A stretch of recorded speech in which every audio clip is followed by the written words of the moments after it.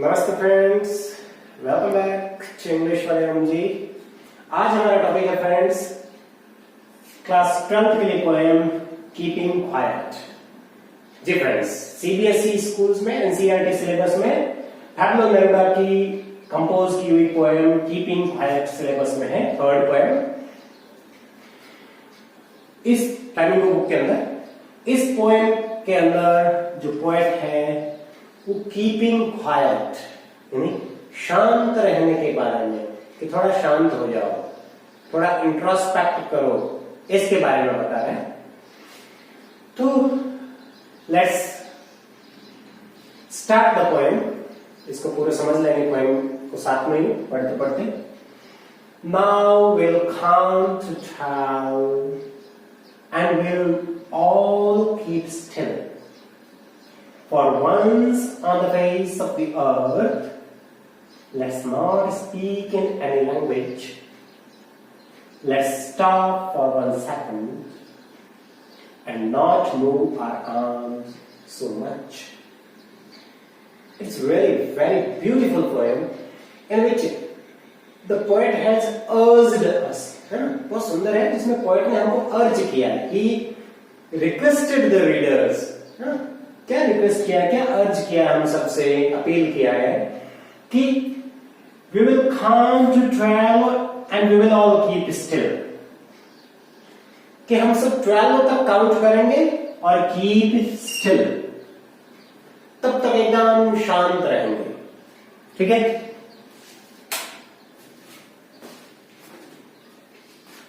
तब तक एकदम शांत रहेंगे। We'll count to 12. Why to 12 only? 12 तक की काउंट क्यों करेंगे? इसका मतलब क्या? What can be the hidden meaning behind count to 12? What does it refer to? है ना? किसको रेफर करता है? तो हो सकता है पोएट कहता हो कि हम let's keep quiet for at least 12 hours in a day. एक दिन में 12 hours होते हैं। हो सकता है वो 12 आवर्स की बात करता, हो सकता है 12 मंथ्स की बात कर रहा हो कि कम से कम साल भर तो ऐसा रहे कि we keep quiet. So he says that let's keep quiet for some time. अब पोएट ने क्या अज्यूम किया होगा? Let's take it as for some time, okay, and we will all keep still. तब तक हम क्या करेंगे? एकदम स्टिल रहेंगे। We will not do anything, will not speak any word. For once on the face of the earth, let's not speak in any language. So the poet appeals us that for once on this earth, let's only for one time, only for once, let's do something special. And what is that special? That we don't speak in any language. चलो हम कोई language नहीं बोलते हैं। Why? Yeah, what does the word language here refer to? Language refers to the diversities, the differences. As soon as we speak a language, जैसे हम कोई भाषा बोलते हैं, क्या होता है? हम एक दूसरे से अलग होने लगते हैं। भाषा के साथ आप अपने आप को अलग महसूस करते हैं। वो इंग्लिश बोलने वाले हैं, वो फ्रेंच है, हम हिंदी भाषी हैं, वो तमिल है, ऐसे करके डिफरेंसेस आते हैं। सो द पोएट अपील्स कि on the face of the earth, on this earth, let us not speak any language. Means let us not show our differences, let's become united. Understood? Let's stop for 1 second. And now the poet says that let's stop, let's stop doing anything. Just relax for some time, because you are really very much indulged in activity. आप इतने कर रहे हो, काम कर रहे हो कि उसमें फंस चुके हो. So let's take some rest for 1 second.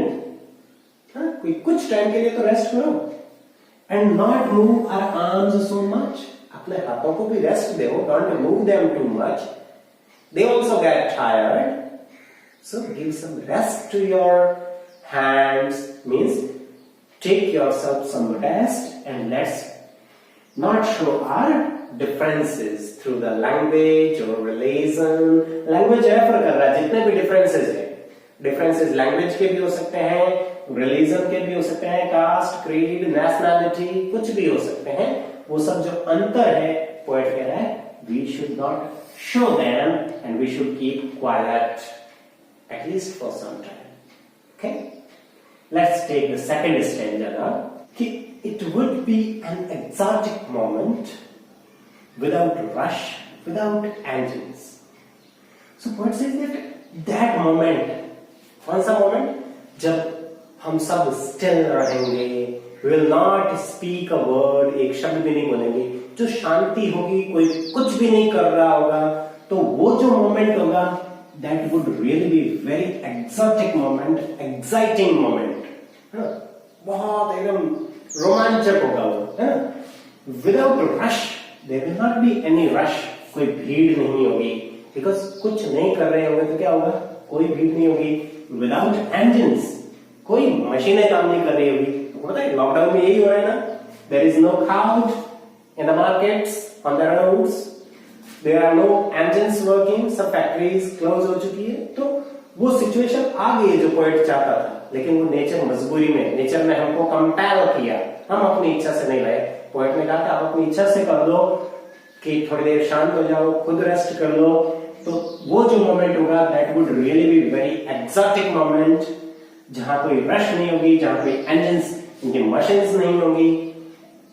उस समय क्या होगा, ऐसे मोमेंट का रिजल्ट क्या होगा, व्हाट वुड हैपन अगर ऐसा हो गया तो, कि वो जो मोमेंट तो एकदम sudden strangeness, we would all be together in a sudden strangeness, बड़ा अजीब लगेगा, बिकॉज हम हैबिचुअल नहीं है ना, बिना बोले, बिना एक दूसरे से मिले, बिना कुछ किए बैठे, अपने आप के साथ बैठने के हैबिचुअल नहीं है, we don't have that habit, तो that would be really very strange thing.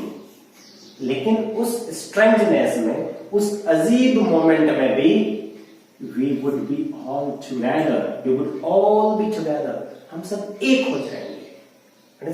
इस कोरोना काल में, इस लॉकडाउन में क्या हो रहा है, ये कोई जाति, धर्म, नेशनलिटी कुछ नहीं देख रहा, सब इसके सामने एक है। प्लस फैमिलीज यूनाइट हो रही है, सब एक दूसरे को पहचान रहे हैं, हेल्प कर रहे हैं, तो ये सब होगा। अंडरस्टूड? ये हम अपनी इच्छा से भी ऐसा कर सकते थे, but here the nature did that, अपने यहां तो नेचर ने किया। सो पोएट का ये कहना था कि that moment when we don't do anything, ऐसा क्षण जब हम कुछ नहीं करेंगे, हम कुछ नहीं बोलेंगे, अपने आप के साथ रहेंगे, वो क्षण बहुत स्ट्रेंज होगा, लेकिन the human beings would be all together, there will be unity among the masses, लोगों के बीच एकता रहेगी। जब आप डिफरेंसेस, क्योंकि लैंग्वेज डिफरेंस दिखाती, बोलते ही विवाद खड़े होते हैं, भाषा क्या करती है, विवाद पैदा करती है। यहाँ भाषा का अर्थ ही अंतर है, वो यहाँ भाषा तो एक शब्द यूज किया है, यहाँ भाषा का अर्थ धर्म का अंतर, जाति का अंतर, नेशनलिटी का अंतर, वो सब अंतर जो है वो हमको यूनाइट नहीं होने देते। लेकिन जब ये नहीं होंगे तो वी विल बी टुगेदर। अब थर्ड स्टैंजा जिसमें 2 ही लाइन है, और क्या क्या होगा उस मोमेंट में। Fisherman in the cold sea would not harm the Wales.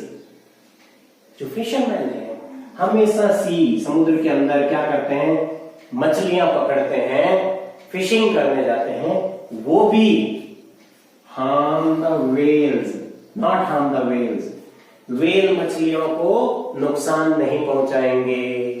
इनकी यहां एक एग्जाम्पल लिया है, एक इमेज दी है कि मछुआरे मछलियों को नहीं मारेंगे।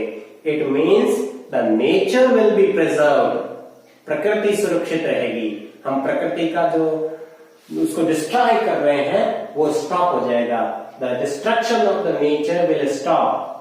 और क्या होगा, नेचर को फायदा होगा, ये लाइन यही शो करती है। दूसरी लाइन शो करती है, and the man gathering salt would look at his hurt hand. जो नमक इकट्ठा करने वाला आदमी था, जब ऐसा मोमेंट आएगा जब उसके पास कोई काम नहीं होगा, वो अपने साथ बैठा होगा, तो वो अपने हर्ट हैंड, उसके हाथ जो चोट लग गई है, नमक इकट्ठा करते करते छिल गए हैं, उनको हील कर सकेगा, वापस ठीक कर सकेगा, उस तरफ वो ध्यान दे पाएगा, उनको देख पाएगा हाथों को भी। नहीं तो उसके पास कहाँ टाइम, दिन रात काम काम काम, दुनिया पूरी इसी में लगी हुई है। तो वो कह रहा है कि ऐसा एक टाइम आना चाहिए जब we keep quiet and we are totally still, हम एकदम शांत भी हैं और कुछ नहीं कर रहे अपने साथ। ऐसा टाइम आएगा तो ये तो नेचर बचेगी और ह्यूमन बीइंग्स को खुद को भी फायदा होगा। जो बॉडी थक चुकी है इस पर ध्यान देना शुरू करेंगे। आपने देखा लॉकडाउन में बहुत से लोग योगा, एक्सरसाइज, ये सब चीजें कर रहे हैं क्योंकि they are taking care of their body. Understood? So this will happen that the poet Pablo Neruda in this poem says. Now let's take the next stanza, fourth stanza. Those who prepare green wars, wars with gas, wars with fire, victory with no survivors, would put on plain clothes and walk about with their brothers in the shade doing nothing. Okay? अब किसके बारे में बताया है? इन लोगों के बारे में जो वॉर क्रिएट कर रहे हैं वर्ल्ड में, सब लोगों को लड़ाने का काम कर रहे हैं। Those who are preparing wars, wars कैसे कैसे? Green wars. Here green wars का means, green wars का मतलब क्या होता है? War against the environment, war against the nature, nature को destroy कर रहे हैं।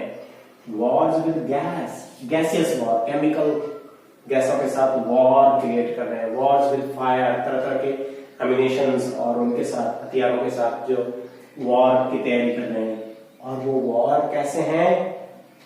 विक्ट्री, हो सकता है आप उसको कहो कि मुझे विक्ट्री मिल गई, जीत मिल गई, विद नो सर्वाइवर्स, लेकिन उसको सेलिब्रेट करने वाला कौन होगा? बहुत से लोग मर चुके होंगे। तो आप उनका दुख मनाओगे या सेलिब्रेट करोगे? Who will be the survivors to celebrate these wars? Victory over these wars. कौन इन युद्धों में आपकी जीत को सेलिब्रेट कौन करेगा? There will not be any survivor there. अगर ऐसा युद्ध लड़ोगे तो बचेगा ही नहीं जिंदगी में कोई। तो अगर हम शांत रहेंगे, इंट्रोस्पेक्ट करेंगे, थोड़ी अपनी एक्टिविटीज को कम करेंगे, स्टॉप करेंगे, तो क्या होगा कि ये जो लोग हैं जो ऐसे वॉर्स क्रिएट कर रहे हैं, ये भी पुट ऑन क्लीन क्लोथ्स, साफ कपड़े पहन पाएंगे। मीन्स अभी जो उनके कपड़े हैं वो कैसे हैं? They are stained with the blood of innocent people. निर्दोष लोगों के खून से उनके कपड़ों पर धब्बे लगे हुए हैं, वो धब्बे भी कम हो पाएंगे क्योंकि वो ऐसे युद्ध नहीं करेंगे। जब शांत हो जाएगा व्यक्ति तो फिर ऐसे युद्ध नहीं लड़ सकता, तो उसके खिलाफ किसी को मारने का आरोप भी नहीं लगेगा, उसके कपड़े क्लीन होंगे। And walk about with their brothers. और फिर धरती पर जो अदर ह्यूमन बीइंग्स हैं जिनको पोएट ने ब्रदर कहा है कि इस धरती पर रहने वाले हम सब एक दूसरे के भाई बहन हैं, तो हम उनके साथ वॉक अबाउट, एक दूसरे के हाथ पकड़ के घूम पाएंगे। We would be able to live with love, peace, है ना? ऐसा हो पाएगा। In the shade doing nothing, और वो भी कहाँ घूमेंगे? In the shade means comfortable जगहों पे, अपनी चॉइस जो आनंद देने वाली जगह है वहां पर हम घूम पाएंगे, कुछ भी नहीं करते हुए। समझा ना? इनकी अगर आप इंट्रोस्पेक्ट करें, थोड़ा क्वाइट हो जाए, शांत हो जाए, मेडिटेशन करें, तो आप जो ये वॉर्स लड़ रहे हो सकता है ये वॉर कोई जरूरी नहीं है कि आप साइंटिस्ट हो और फायर एमिनेशन बना रहे हो, आप अपने अंदर भी वो वॉर क्रिएट कर रहे हो, मुझे ये करना है, मुझे वो करना है, ये सारे वॉर्स ही हैं जो आप अपने आप के साथ लड़ रहे हो, वो सब भी शांत हो जाएंगे और आपके साथ जिसके साथ आपका कंपटीशन चल रहा है उनके साथ भी आप एक ब्रदर की तरह घूम पाओगे। Understand? Next stanza, fifth stanza. What I want should not be confused with total inactivity. Life is what it is about. I want no truck with death. Now, poet clarifies कि ये सब देखा तो आपको ऐसा नहीं लगा कि पोएट कह रहा है सब छोड़ छाड़ के बैठ जाओ, बस कुछ नहीं करने का? पोएट कह रहा है no, what I want should not be confuse. आप कंफ्यूज मत हो जाना कि मैं क्या चाहता हूं। मैं ये नहीं चाहता कि टोटल इनएक्टिविटी हो जाए। मैं टोटल इनएक्टिविटी नहीं चाहता हूं कि अकर्मण्य हो जाए, हम कुछ नहीं करें, इनएक्टिव हो जाए। ऐसा पोएट कहता मैं नहीं चाहता। Life is what it is about. Life मिला है तो जीने को ही मिला है। We will have to act, हमें एक्ट करना ही पड़ेगा, एक्शन लेना ही पड़ेगा, कर्म करने ही पड़ेंगे। लेकिन पोएट कहता है कि I don't want truck with attack.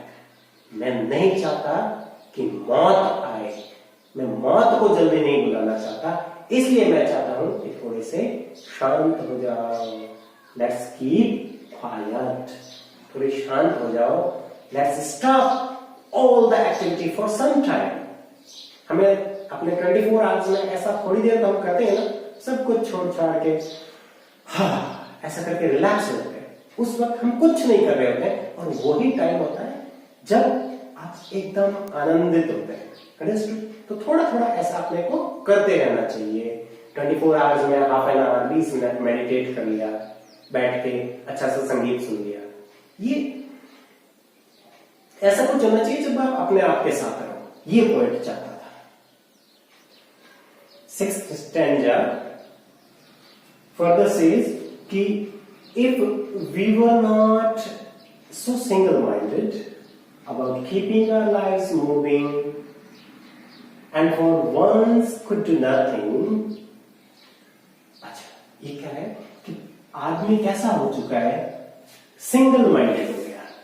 किस बारे में? सेल्फ सेंटर्ड, सेल्फिश हो गया है। किस बारे में?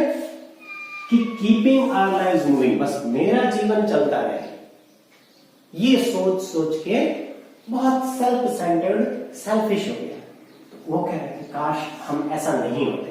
If we were not so single minded, if we were not so much selfish about taking care of our lives only, that how to move with my life, अगर इतना self centred नहीं होते और एक समय ऐसा आता है कि we could do nothing, थोड़ा देर शांत बैठ जाते, काम स्टॉप करके बैठ जाते, तो क्या होता? Perhaps a huge silence, जो हम कुछ नहीं करेंगे, we will not speak, कुछ नहीं बोलेंगे, we will keep quiet, तो शांत रहेंगे। क्या होगा? वो जो बड़ी साइलेंस है, ह्यूज, साइलेंस को ह्यूज का है, because silence is so much powerful, meditation is so much powerful and there is so much a huge power. तो वो जो ह्यूज साइलेंस है वो क्या करेगी? Might interrupt this sadness. ये जो सैडनेस है, सैडनेस कौन सी?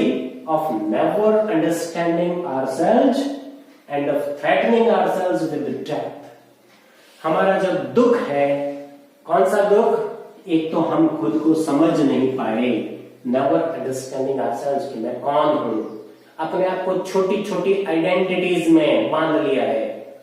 मैं फादर हूं तो एक फादर के रूप में बच्चों के लिए लगे रहते हो। मैं कोई कम्युनिटी, कास्ट, इस सब में बांध करके आप अपनी रियल आप क्या हो उसको समझ नहीं पाए हो। तो वो जो साइलेंस है, पावरफुल साइलेंस है, वो क्या करेगी? वो इस दुख को कि हम अपने आप को समझ नहीं पाए, हम अपने आप को थ्रेट करते रहे जिंदगी भर, अपने आप को जोखिम में डालते रहे, काम कर करके टेंशन ले करके अपने लाइफ को डेथ की तरफ धकेलते रहे, थ्रेटनिंग आवरसेल्फ विद डेथ, मौत की ओर अपने जिंदगी को धकेलते रहे, कभी रेस्ट नहीं किया जिंदगी में। तो ये जो सैडनेस है, अपने आप को मौत की तरफ धकेलते रहे और अपने आप को समझ नहीं पाए, ये दोनों सैडनेस खत्म हो जाएगी, इंटरप्टेड हो जाएगी अगर हम इस साइलेंस में जाएं। थोड़ी देर we keep quiet, we do nothing and meditate and introspect. अगर ऐसा करें तो ये सब संभव होगा। अब लास्ट स्टैंजा देखते हैं, 7वां। Perhaps the earth can teach us। हाँ, पोएट कह रहा है कि this earth can teach us, धरती हमें सिखा सकती है, एक सबक सिखा सकती है। क्या?